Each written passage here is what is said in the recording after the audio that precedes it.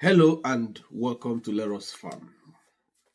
My name is Emelefon Noel Oge of Leros Farm. So today we shall be talking about different methods of catfish farming and probably the best possible recommendation for any beginner. So this video became imperative because some beginners are asking me that I've never ever explained what are different types of catfish farming and what it may lead them to.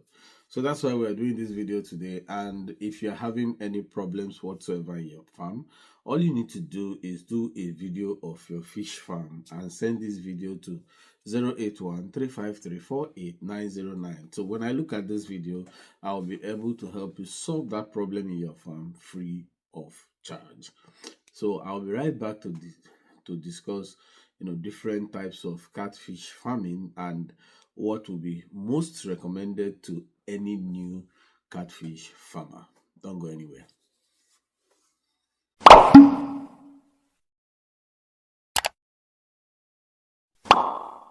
Welcome back. So, like I said, we'll be talking about different types of catfish farming and what's my recommendation to any catfish farmer. So, what is the purpose of catfish farming? The first purpose of catfish farming to many is for commercial purposes because you want to farm catfish, sell it, and make money and sustain your livelihood. Is this possible? 100%. Catfish farming is a very great opportunity to be an entrepreneur or someone who wants to start a company. This is a very good level platform for you to do that. However, catfish farming, like every other trade, has some rules and regulations you must follow to come to terms with what you have in mind. But apart from this particular reason, there's another reason why people go into catfish farming, and that's for leisure. Most people that are getting retired and they worked in high paying jobs before and they are rich, so they want something that could keep them busy, not necessarily to make money, but to keep them busy after retirement. As you know, retirement sometimes makes somebody age faster than when he was active. So some people decide to have catfish farming as one of those things they go out to do, so to keep body and soul busy. Now, some use it as a form of exercise, especially for those ones getting old. So they exercise their body during the feeding process, going up and down and talking to people. So these are various reasons why people go into catfish farming. So now, what are the various types of catfish farming? So we have the pure intensive catfish farming. So that is the process of you getting the fish, putting them in a pond and taking care of them till the end. But we have another one that is not pure intensive. It is a semi-intensive catfish farming. So how this works is that some people who are vast in knowledge about fish management and fishery, all they do is they provide an artificial pond in rivers. So what they do is I've seen that in what do you call it, in Owena water base in Ondo State. I was invited there once, and when I got there, so it's a high water area, so they put artificial pond inside the river, secured in the river, very large pond like this. I will see if I can get any video and put it on for you to have an idea of what it means. So inside that place, the fish is still living as if it is in its own natural environment. So they manage it. The fishes are also scavengers on their own and they supplement it with feed.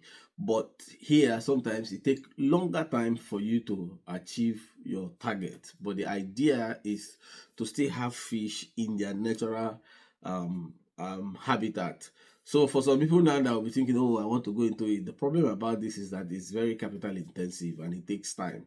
So people that do it, most of them are high earners. So they can leave the fish there for like 1 year, 2 years. It doesn't really matter. But they have a goal end, and some are exporters of these fishes and they have specification. So that's why they do it. But in that same semi-intensive, they still culture pure intensive, but not doing it in the natural river. So two things. So one, aspect, they can leave it as semi-intensive, where they don't actually feed it the way we feed, because those ones, they don't put it on time. They want the fish to still live in the natural environment.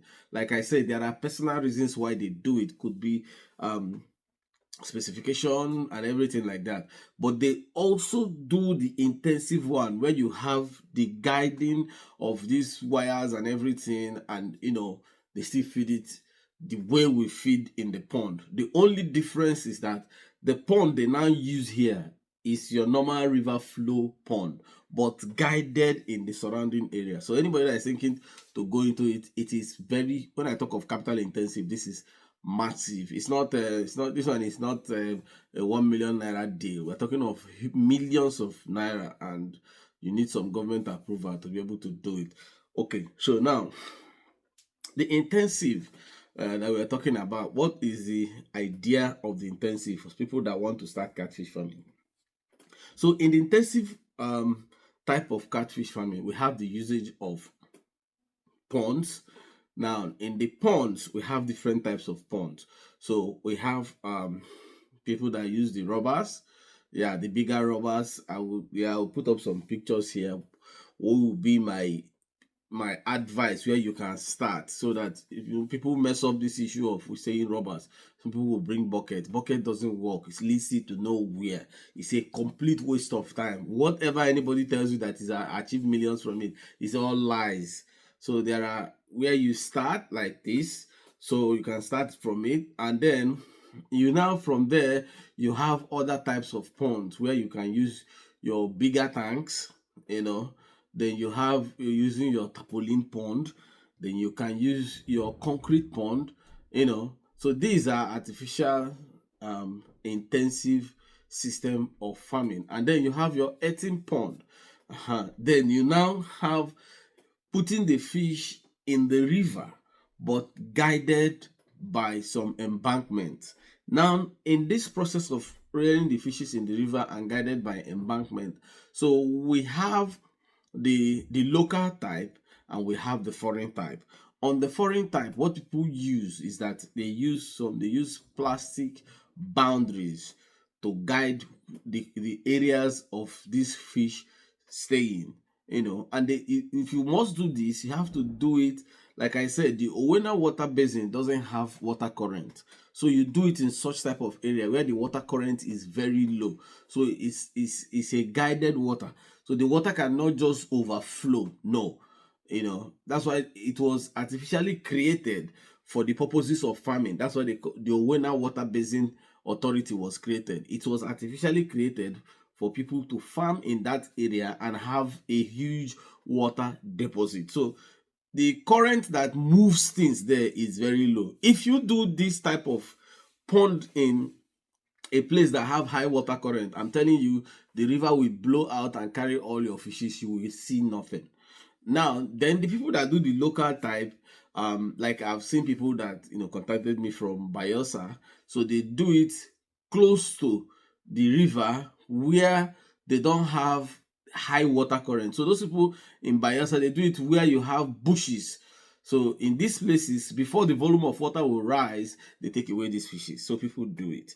Now, you put this embankment as a pond for you. So in this, if you achieve this, you don't need to do water change, because that water there is natural. So you don't need to do water change. The only thing you do here is to keep feeding your fishes. So you may be wondering what happens to your small fishes so that they don't swim out. In this embankment that they put very small nets down. So those nets prevent the fishes from swimming off. And the fishes that they introduce here, they don't introduce juvenile, they introduce bigger fishes so that they don't easily go away from these places. So this is basically what people do. This is basically types of catfish farming. So depending on whichever one that is readily available to you. Now, If you ask me, for somebody who is starting catfish farming, which one is the best for you? So for me, I would tell you that if you are starting catfish farming, probably don't have enough funds to start, I will advise you start from the small container, just for you to have an idea of what goes on. Or you can start with the 1,000 white liter tanks, that would take like 50 fishes for the idea, for you to understand how these processes go. Then from there, when you now have the idea, you can now go into buying bigger tarpaulin or concrete pond, or go into renting 18 pond, as the case may be. I don't necessarily advise you to do the natural type on the river where you do embankments, especially where you don't have that kind of financial muscle to withstand anything that may happen in case of loss. I won't advise you to do it. So people, like I said, people that do it, most of them are very big boys, so that in case of any loss that occur as a result of setup of the pond or anything, they don't easily get moved. They easily absorb the cost and then move on. So these are the various types of pond. Now there are things that people ask me sometimes.